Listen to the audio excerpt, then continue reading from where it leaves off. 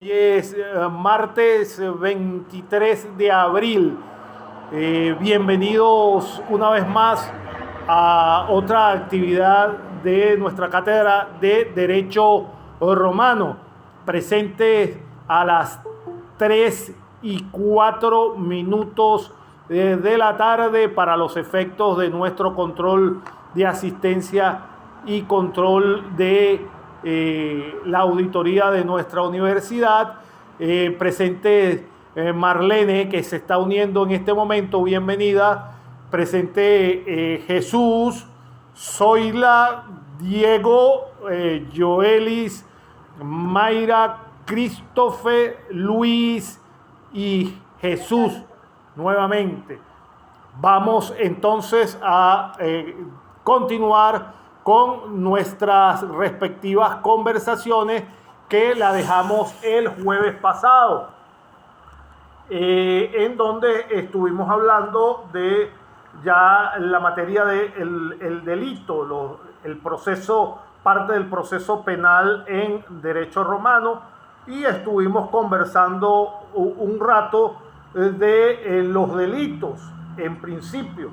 En cuanto a todo lo que tiene que ver con las instituciones jurídicas denominadas como delito dentro de la antigua Roma. El jueves entonces nosotros estuvimos hablando de lo que se consideraba delito en la legislatura, la judicatura romana. Decíamos que el delito privado civil consistía pues en el denominado furtum, que era una de las denominaciones que le daba los juristas romanos al delito penal en materia general. Lo llamaban furtum con M. Entonces, lo definíamos la semana pasada claramente como un delito privado civil que consistía en el apoderamiento de la cosa ajena, decíamos. Por supuesto, veíamos que dentro de las características para que se conformara el delito tenía que estar, por supuesto, la evidente violación de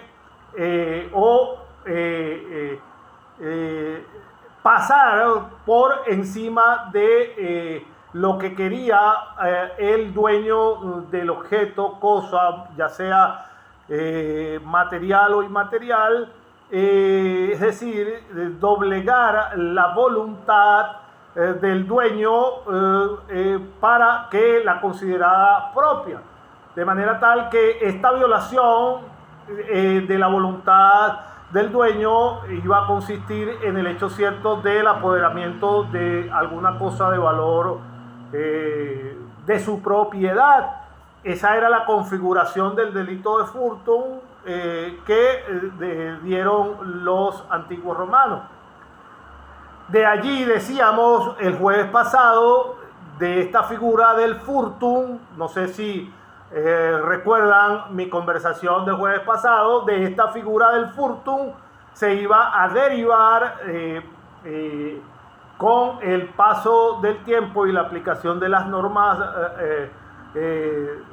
jurídicas a lo largo y ancho de el transcurso de la historia. Se iba a derivar figuras como el hurto, que hoy conocemos en nuestra legislación penal hoy en día. Esta figura se forma de manera lenta, y además de este hurto se van a incluir, partiendo de esta figura elemental que llamaron los romanos furtum con M, se van a derivar otros tipos de delitos que hoy conocemos en la actualidad. Distintos tipos de delitos van a denominarse a partir de esta figura. Quedando claro ese aspecto que vimos la semana pasada, Recuérdense que también hablamos de la semana pasada de los elementos que tenían que darse, que tenían que constituirse para que se configurara el Fortune como tal. No sé si recuerdan que hablamos de 5 elementos. Entre ellos mencionamos el Animus Furandi, el Fortune Rei, el Lucir Faciendi, entre otros. Hablamos también de las redes móviles alienas y, por supuesto, de la denominación del Invitus Dominus. Cuando hablamos la semana pasada de estos elementos constitutivos para que se pudiera conformar el Fortune, el Invitus Dominus, recuerden que decíamos que tenía que darse en contra de la voluntad. Jesús. Disculpe, profe, estaba leyendo en voz alta, no me había dado cuenta que tenía el micrófono abierto. No te preocupes, Jesús. Seguimos. Lo bueno es que se me escucha. Entonces decíamos, en principio, cuando iniciamos hoy, en este momento, esta conversación, mis estimados estudiantes, de los elementos que deben darse, que deben constituirse para que se dé el Fortune, estaba el primero que les platicaba el día de hoy.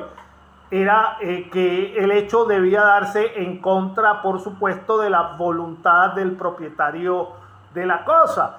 A esta violación de la propiedad, a este elemento constitutivo, lo denominaban los antiguos romanos como Invitus Dominus. También teníamos dentro de la Constitución para darse el Fortune, hablamos, insisto, esto lo hablamos el jueves pasado, las redes móviles alienas. ¿En qué se constituía las redes móviles alienas? Era el objeto material, o sea, la cosa mueble ajena, exactamente lo que denominamos en derecho penal el objeto del delito. A esto es lo que denominaban los romanos las redes móviles alienas. Y cuando hablamos de esa voluntad que existía dentro de la persona que cometía el Fortune, que debía tener esa voluntad de querer enriquecerse, los romanos denominan a esa voluntad, a esas ganas de querer enriquecerse con lo ajeno, lo denominan lucir faciendi.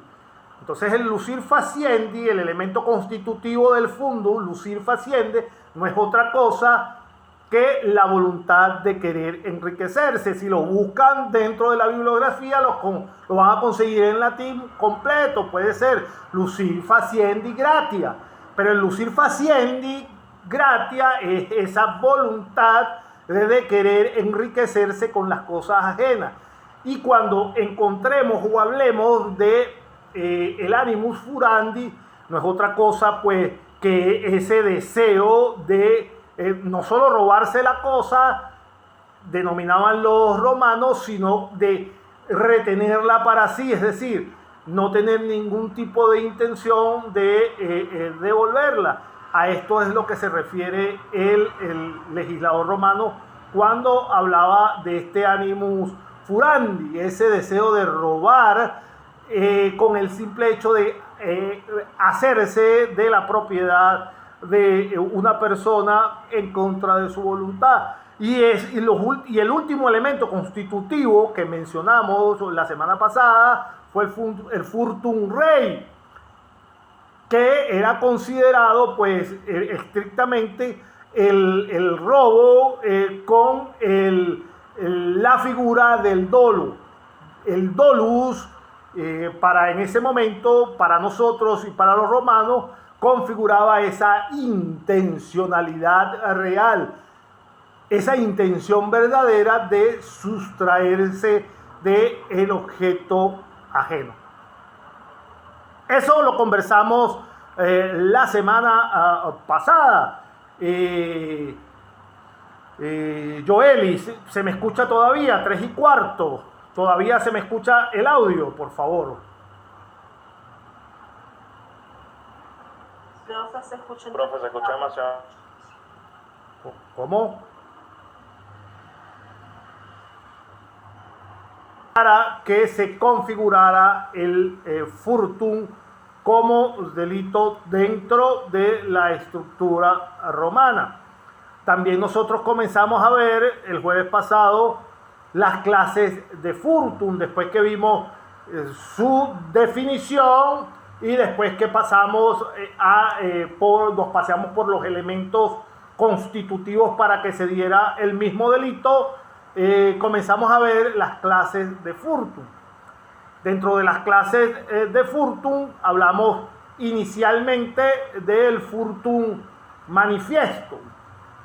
Cuando hablamos del furtum manifiesto, decíamos claramente que se trataba, si lo equiparábamos con nuestro delito en la actualidad, con nuestra legislación penal, el furtum manifiesto no era otra cosa que el acto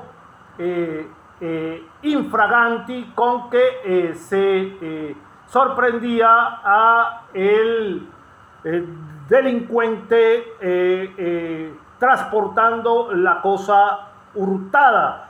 El furtum manifiesto no era otra cosa que eso, era el carácter de fragancia con que se sorprendía al delincuente con la cosa hurtada en su plena mano. De furtum y los elementos constitutivos quedamos el jueves pasado en las clases de furtum y hablábamos en primer lugar del furtum manifestum y no era otra cosa pues que el delito en flagrancia, como lo conocemos nosotros en nuestro ordenamiento penal actual. Era el delito de furtum manifestum. Los romanos lo denominaban cuando el ladrón era sorprendido infragranti dentro del lugar donde cometió el delito o cuando se estaba dando a la fuga con esta cosa robada. Eso era lo que se denominaba como delito de furtum manifestum dentro del derecho romano. La semana pasada les comentaba pues que dentro de las sanciones que estipulaba originalmente de manera precisa la ley de las 12 tablas era buenas tardes, Karen, bienvenida a nuestra clase de hoy. Buenas tardes, profe. Entonces, a los que estuvieran incursos en este tipo de delitos de furtum y fueran sorprendidos de manera infragante con la cosa hurtada, en posesión de la cosa hurtada, se le castigaba según la ley de las 12 tablas con un castigo corporal, infringiéndole un castigo corporal y a su vez si la persona era ciudadano romano, no solo se le infringía ese castigo corporal, sino que también inmediatamente se le era entregado al dueño de la cosa que estaba siendo hurtada para que cayera en la esclavitud cuando este ciudadano que hurtaba esta cosa era ciudadano romano. Es decir, si era sorprendido infraganti, lo más seguro es que perdiera su libertad y cayera en esclavitud,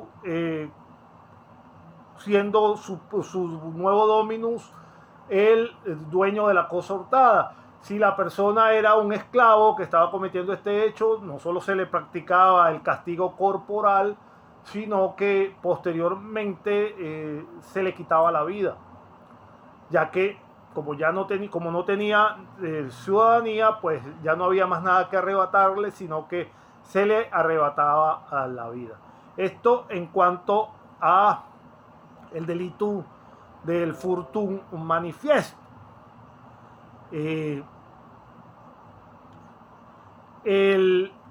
La siguiente denominación de las clases de Furtum se encuentra el Manifestum, pero con la preposición nec.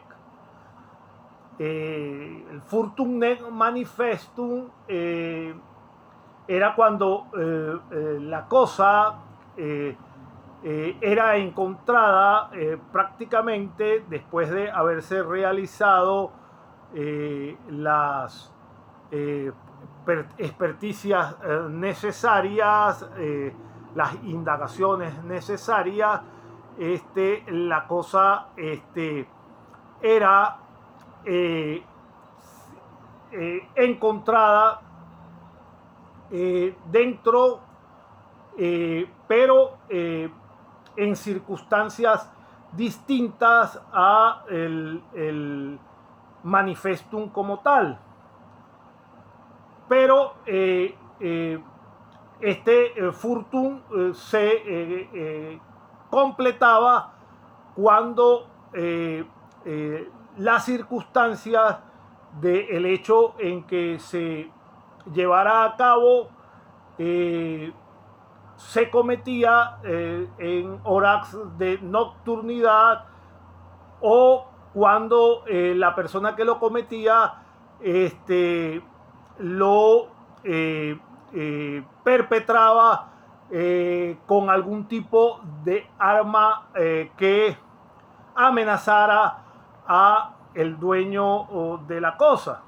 Entonces, el Nex Manifestum se diferencia del manifestum como tal, puesto que incluía el hecho de la nocturnidad, incluía también el uso de algún tipo de arma en posesión del perpetrador para realizar este tipo de actos. Esto en cuanto a el Furtum nec Manifestum. El tipo de sanción que se podía aplicar dentro de la legislación romana para este tipo de delito establecía, por supuesto, algún tipo de pago que pudiera duplicar el valor de la cosa que se intentaba a robar. Indudablemente, también dentro de las sanciones, el magistrado podía otorgar o, si se quiere, permisar algún tipo de sanción adicional que el dueño de la cosa quisiera en algún momento establecer perfectamente. Inclusive podía permitirse en algún momento pues que el dueño de la cosa hurtada o robada llevada a cabo de esta manera practicara algún tipo de venganza contra el perpetrador. En todos los casos de delitos, cuando eran capturados los delincuentes, si eran ciudadanos romanos, podían siempre, de acuerdo a lo que decidiera el magistrado que manejara el caso en su momento, poder, aparte de cualquier otra sanción principal que se le practicara, ya sea de tipo corporal o cualquier tipo de otra sanción que el magistrado estipulara, ya sea con el pago del valor de la cosa de acuerdo al tipo de delito. El magistrado en cada caso esgrimía su criterio e imponía la sanción en cuanto al pago. Adicionalmente a eso, en los delitos también podría siempre incluir la pérdida de la libertad. Luis, ¿se me escucha todavía? 3:37, todavía se me está escuchando. Tengo dudas si me escuchan. Sí, profesor, se escucha bien, ahora sí. Ok. Se lo juro que en este inciso estoy todavía preocupado porque ya ahora me dan más seguridad, porque no estoy seguro si me estaban perfectamente escuchando y eso me perturba y a veces no me hace ni siquiera hilar bien las palabras. Ahora, como Luis me da un poco más seguridad, me dice que sí se escucha ya con perfecta claridad. Entonces, esto en cuanto a el Furtun.net Manifesto. Seguimos entonces con los tipos o las clases de Furtun según la legislación romana. Contamos ahora con el Furtun denominado Consectum. En esta modalidad de Furtun, el legislador romano lo identificaba o lo describía cuando la víctima descubría el objeto, la cosa de valor que había sido sustraída de su casa o de sus pertenencias, cuando lo era conseguido de acuerdo a las indagaciones que hacían las autoridades, cuando era conseguido en la casa directamente del ladrón.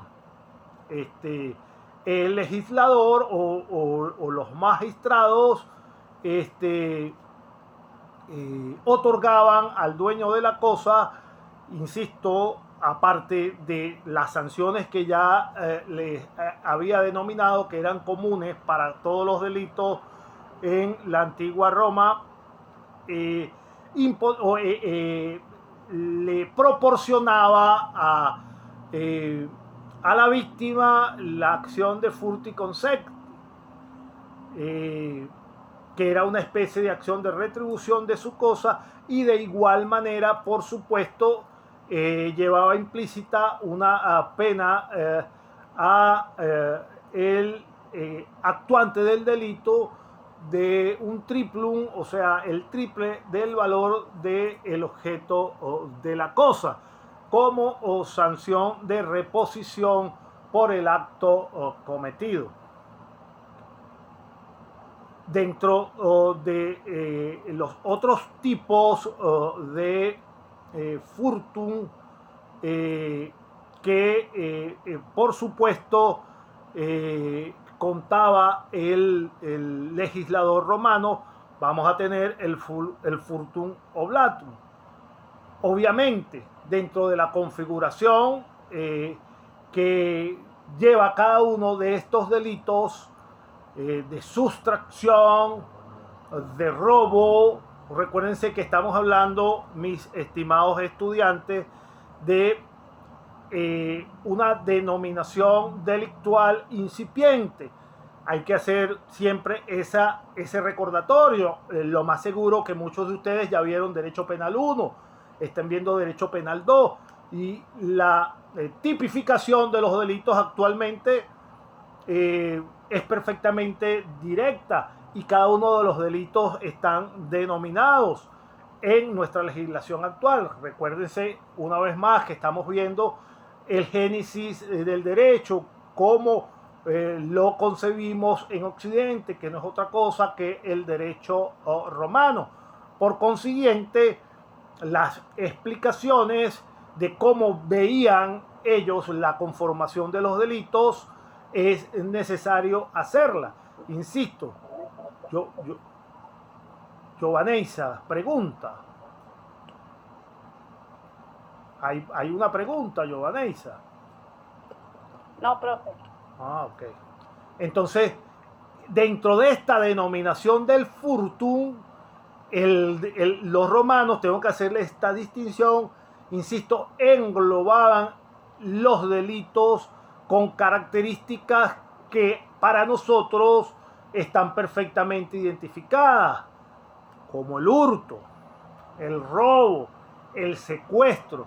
Los romanos, dentro de esta denominación del furtum, simplemente, si hablo, o para que se me entienda, lo apellido, por ejemplo, furtum conceptum, furtum manifestum, furtum nec manifestum, a todo lo denominaban furtum, pero las denominaciones iban acompañadas dentro de la explicación de la denominación que en cada una de las modalidades ellos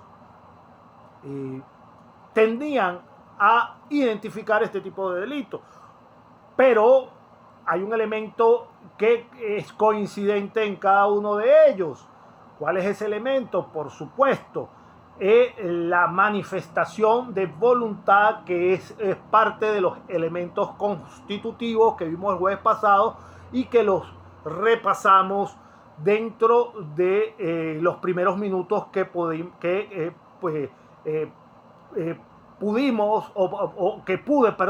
expresar en estos primeros minutos de clase. Entonces recuerden que la denominación, lo más importante, Yulimar, buenas tardes, bienvenido.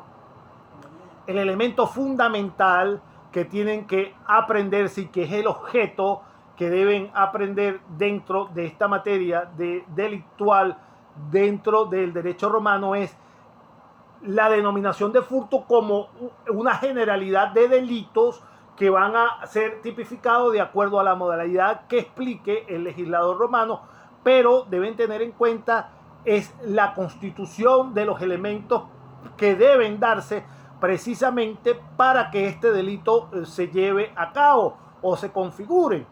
Entonces, materia de examen, recuerden, materia de examen, tomen nota por ahí, un apunto pequeño, tomen nota, materia de examen para esta parte de nuestra materia, esencial para la denominación o descripción del delito en Roma. Es necesario, materia de examen, que deban saberse explicar perfectamente los elementos constitutivos del furtum, para que cuál se dé el furtum. ¿Por qué? Porque esto es parte básica que da pie a el desarrollo de la tipicidad dentro de nuestra legislación penal. Por consiguiente, para nosotros es menester, es de gran importancia entender de dónde proviene este tipo de figuras que dan pie a nuestra tipicidad actualmente jurídica que manejamos.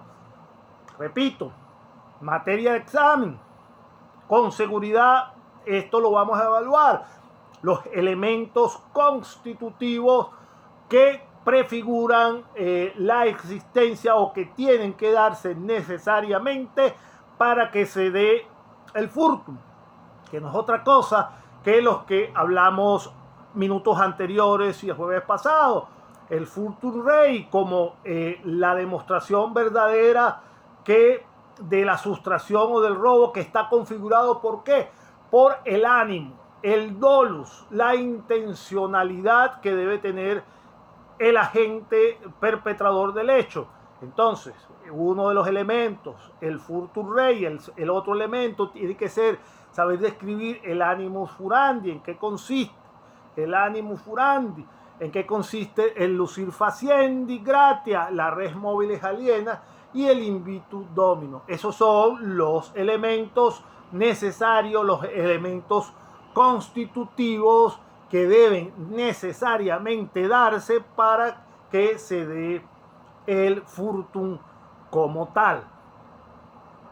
De manera entonces que continuamos con las clases de furtum. Llevamos dentro de las clases de furtum el furtum conceptu.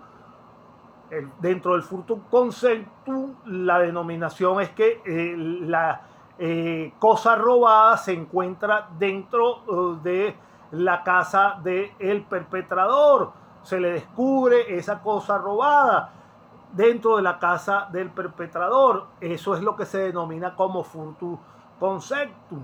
el magistrado, entre todas las sanciones que hemos denominado que se le practica al delincuente en la antigua Roma, también coloca le proporciona una acción de furti consecti para la devolución de la cosa a el agraviado y impone también una pena del triplum del valor de la cosa robada. Tenemos también el furtum ne manifestum, que se configura o se configura con circunstancias de nocturnidad, con circunstancias de amenaza, con arma o lo que se conoce como a mano armada. Y el furtum manifestum tiene que ver con la flagrancia con que se descubre a el perpetrador con la cosa en la mano. Teniendo claro estas tres características y los elementos constitutivos, pasemos entonces a lo que los romanos consideraban como furtum oblatum. El oblatum para el romano, la legislación romana, no era otra cosa que encontrar también en la casa, en este caso, encontrar la cosa robada, pero no la encontraban en la casa del que había robado propiamente dicho el objeto, la cosa de valor, sino que era encontrada en el furtum oblatum, la cosa en la casa de otra persona, la cual, pues, por supuesto, había recibido del ladrón ese objeto robado. Por supuesto, dentro de esta denominación, en nuestra legislación penal podría considerarse a esta persona como cómplice del hecho, también como aprovechador de la cosa proveniente del delito. Por supuesto, el magistrado también le otorga a la persona que fue perjudicado por esta acción la acción de furtum oblati. Por supuesto, todo el tiempo el legislador romano trataba de compensar, de subsanar el daño en que era incurso o el que era inmiscuido la persona a la cual se le hacía una disminución patrimonial producto de algún tipo de delito. Y por supuesto también esta persona que guardaba la cosa proveniente del delito, que la guardaba en su domicilio, también iba a ser penado con la sanción del triplum, que consistía en el triple del pago de lo que valiese la cosa robada, que fuese conseguida dentro de sus pertenencias o dentro de su casa. Por último, dentro de la bibliografía hablamos de la constitución dentro de las clases de furtum de lo que se denominaba la rapiña. Dentro de la rapiña vamos a tener aquí la figura en donde el legislador romano consideraba que este tipo de delito era cometido siempre por las personas más malignas, más malévolas dentro de la cultura romana. El furim probus, o el verdadero hombre malvado, como lo denominaban los antiguos romanos.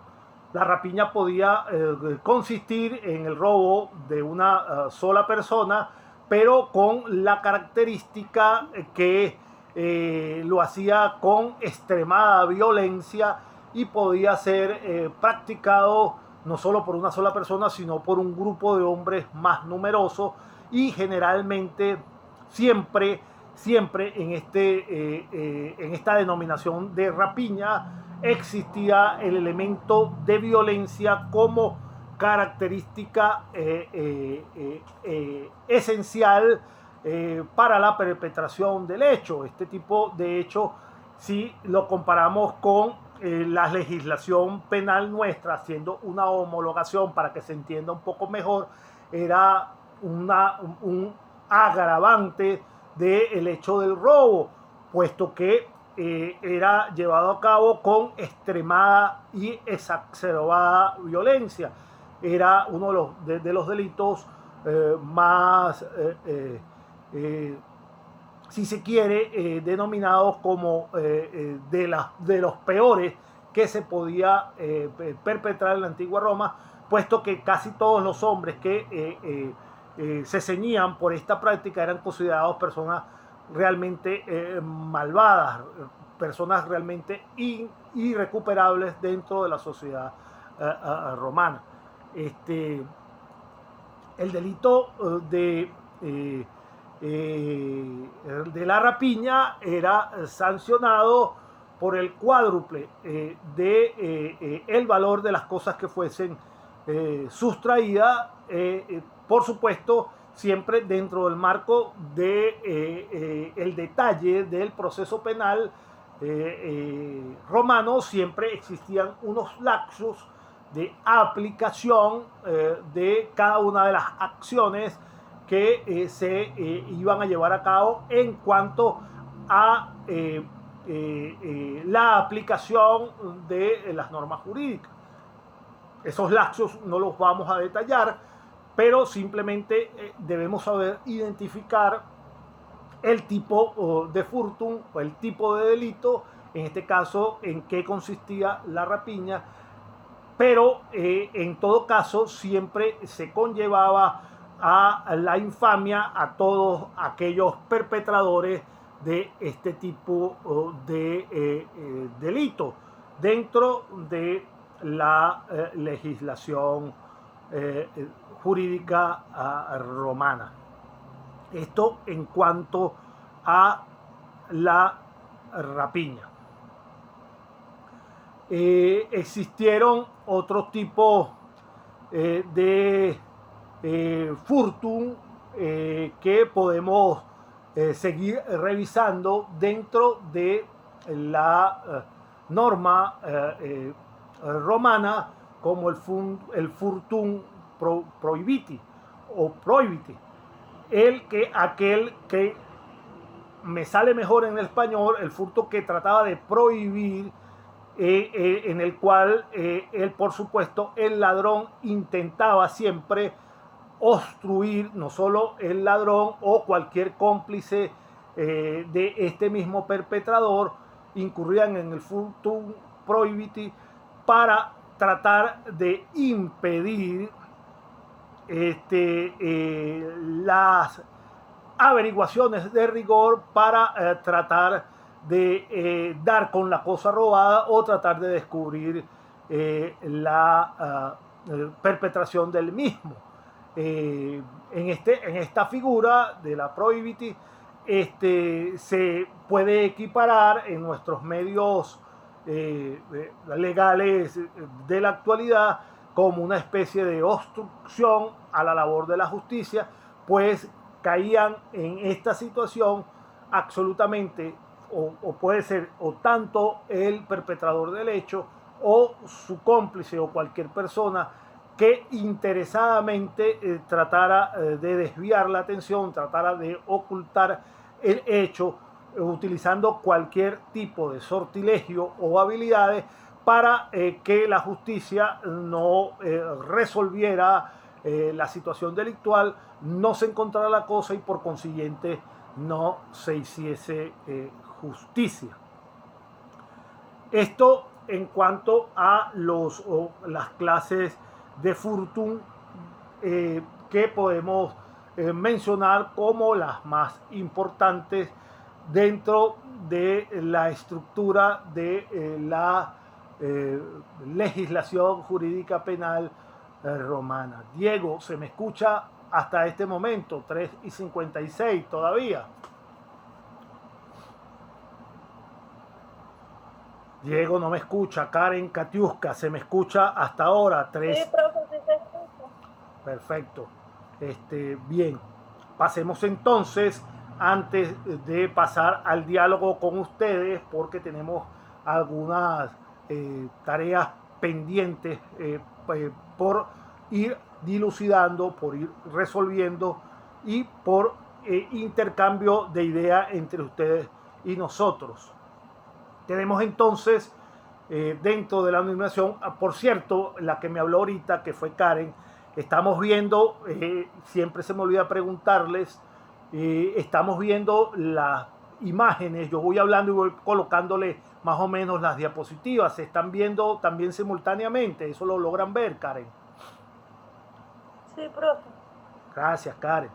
Entonces, ahora pasemos dentro de la conformación de los delitos a la injuria. La injuria como tal deriva, por supuesto, como toda la base del derecho de nuestra era contemporánea, las figuras derivan del derecho romano, lo repetimos constantemente por algo y por ese efecto que seguimos viendo hoy en día, derecho romano, puesto que las instituciones jurídicas nuestras provienen del derecho romano, ese es su legado, pero la injuria como tal solo en cierta medida se parece a la nuestra. Como injuria, los romanos conocían como todo aquel delito privado, pero que englobaba no solo la injuria como la conocemos nosotros, la injuria que nosotros conocemos actualmente en el derecho penal, es el ataque de manera verbal que tiene como objetivo, levantando por supuesto una serie de argumentos falaces, el objeto que quiere la injuria, la denominación de injuria para nosotros es afectar pues la reputación, la probidad de cualquier persona que sea objeto de dicho ataque.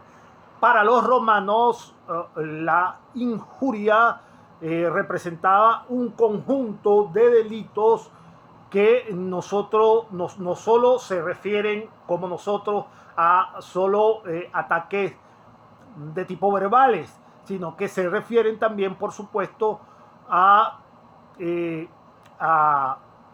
ataques corporales que pueden incluir desde heridas leves hasta heridas graves, fracturas y lesiones verdaderamente agravadas, ultrajantes de la integridad tanto física como moral y psíquica de la persona.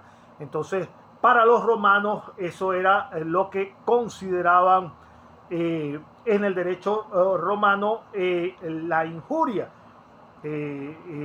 Consistía pues entonces en todo tipo de ataques hacia la persona que pretendían, por supuesto, de manera dolosa. El elemento de la injuria siempre era practicado de manera dolosa con la intencionalidad de hacerle un daño manifiesto a la persona de manera, por supuesto,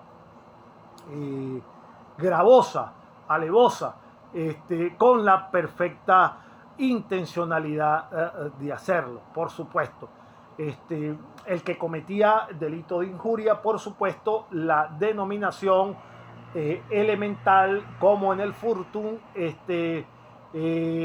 era por supuesto, era evaluado, era la intencionalidad que con que se llevaba a cabo el hecho para causar el daño a la persona. La excepción de este tipo de delitos de injuria, el romano estipulaba que podía existir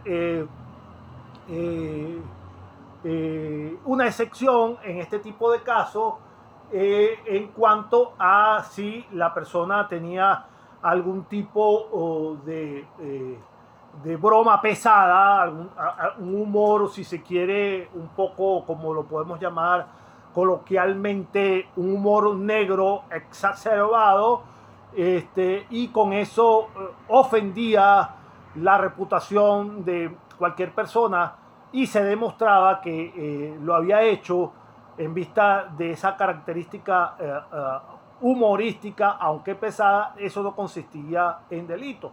Por supuesto, los romanos no lo llamaban humorada como lo estoy llamando yo. Los romanos utilizaban la denominación de ánimo jocandi, es decir, cuando el hecho se llevaba a cabo con ese ánimo jocandi, no existía delito. Tampoco existía delito cuando se ocasionaba un daño corporal, por supuesto, de manera accidental. Esas eran las dos excepciones que estipulaba el legislador romano en cuanto a la no penalidad de este tipo de delito en cuanto a la injuria. Otra figura dentro de la conformación de los delitos en el derecho romano es la damnum injuriadatum. ¿En qué consistía esta figura delictiva, la damnum injuriadatum? Esta figura, por supuesto, iba a consistir en una conducta que asumía cualquier sujeto, una conducta, por supuesto, intencional, que tenía por objeto destruir de manera intencional, por supuesto, tanto cosas muebles o como animales, con la intención, por supuesto, de dañarlo, de darle, por supuesto, muerte a sus animales o de destruirle completamente de cualquier forma o manera sus propiedades, con el único daño de ocasionarle una verdadera calamidad a el patrimonio de las personas. En este sentido, el damnum injuriadatum era esa conducta, pues, que se iba a concretar en la destrucción, la quema o la ruptura de cualquier cosa ajena. Por supuesto, esa cosa ajena, cuando se configuraba de darle muerte a el animal o a cualquier otra cosa, dentro de la cosa incluían, por supuesto, a el esclavo. No hace falta recordarles que dentro de la legislación romana el esclavo era considerado parte de una cosa. Por último, dentro de la configuración que me parece importante describir dentro de la legislación, de la estructura delictiva de los delitos dentro de la estructura romana, me parece importante que mencionemos tres elementos más. Déjenme un segundo a ver si se los tengo dentro de la pantalla, si les tengo alguna lámina de eso, no lo recuerdo. En un minutico voy a revisar un momentico aquí mi computadora a ver si le tengo de las otras figuras, no estoy segura. Bueno, vamos a ver si les tengo las otras figuras. A ver, no estoy seguro, vamos a revisar aquí. A ver, sí, aquí está. Nos queda por compartir las figuras de el dolus. El dolo, tanto como para nosotros en nuestra legislación, como para los romanos, esta figura del dolus o dolo era importante para precisar la culpabilidad o para eximir o para agravar la responsabilidad dentro de la perpetración de un hecho. El delito privado el derecho pretoriano consistía el dolo en la maniobra fraudulenta para ¿qué cosa?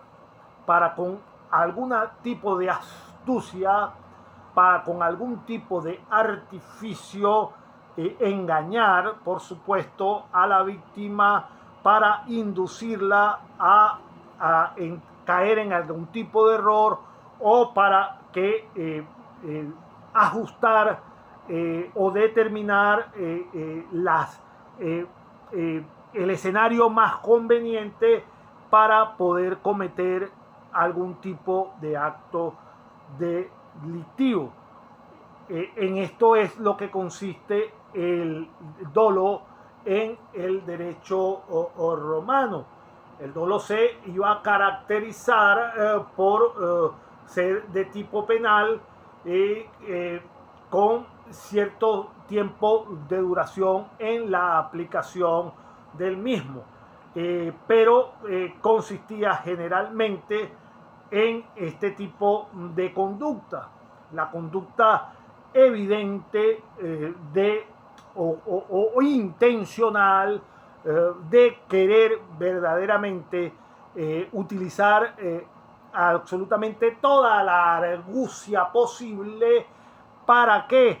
Para poder llevar a cabo, para poder preparar el terreno de la mejor manera para poder culminar con éxito algún tipo de acto que fuese en contra de la ley, de manera tal que eso era lo que la legislación romana entendían ellos como dolo, esa intencionalidad evidente y precisa que consistía en utilizar absolutamente toda la argucia mental para confraguar, conseguir, engañar a la víctima para poder cometer el hecho delictivo. Por eso es que se configura el delito con el dolo, con esa perfecta intencionalidad, con ese ánimo de perjudicar verdaderamente a la víctima, puesto que se planifica de manera tan consciente y se utiliza absolutamente todo el argumento sapiencial posible para poder conseguir el triunfo en cuanto al hecho delictivo. Esa es la configuración, que no es tan dispar, aunque los elementos constitutivos del dolo de nosotros tienen un marco diferenciador, pero parten desde esa principal voluntariedad de querer ocasionar el daño, que es el aspecto volitivo que manejamos hoy en día en nuestra concepción penal. Es la parte volitiva, es la voluntad perenne de causar, de tener la seguridad, la certeza y el objetivo de, a través de absolutamente todas las argucias y todos los argumentos intelectuales, materiales o estratégicos, conseguir llevar a cabo y efectuar el hecho delictivo como tal. Eso es lo que configuraba el dolus dentro del derecho penal romano. Por supuesto, también contábamos con la figura de la fraus creditorum. La fraus creditorum no era otra cosa más que la intencionalidad del deudor de hacerse insolvente, pero de manera fraudulenta, de tratar de aparentar, presumir, fingir de que se era insolvente para no asumir la deuda que tenía dentro de que había contraído dentro de su acreedor, para contrarrestar, por supuesto, este hecho delictivo. El legislador proporcionó una serie de acciones a el acreedor para contrarrestar, por supuesto, dentro de la figura de las acciones paulianas, para contrarrestar el hecho de el intento de hacerse empobrecer de manera ficticia, de hacerse insolvente para no asumir la deuda. Y como último elemento que vamos a discutir o vamos a tener en cuenta dentro de la estructura de los delitos en Roma, vamos a tener, por supuesto, el metus. El metus, por supuesto, es el delito que nosotros en nuestra legislación de hoy, para que lo comparemos y lo subsumamos dentro de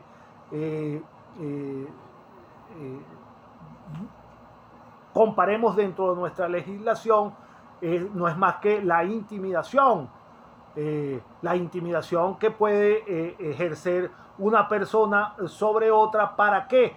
Para tratar de cambiar su voluntad, para tratar de conseguir de ella lo que no puede conseguir por otros medios normales. En eso consiste, por supuesto, el metus. El metus consiste en, no es otra cosa pues que ese temor en la cual es sometido una persona, que por supuesto ese temor puede ser sea psicológico, puede ser o a través de la fuerza física, o utilizando, por supuesto, la violencia, violencia u amenaza. Es simplemente para, a través de la intimidación, a través del miedo, tratar de conseguir un acto jurídico para doblegar la voluntad de la persona y que vaya en contra de sus propios intereses.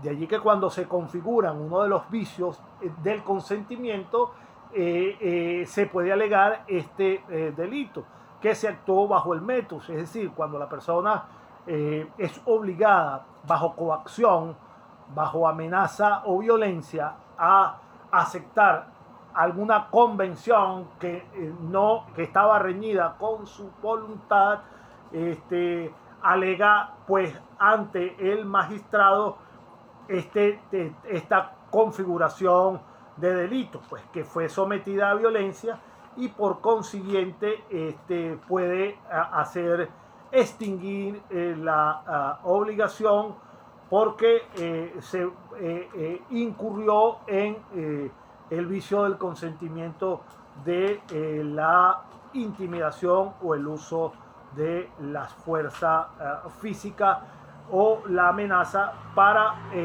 conseguir de esta persona su aceptación en un hecho para el cual no quería realizarlo.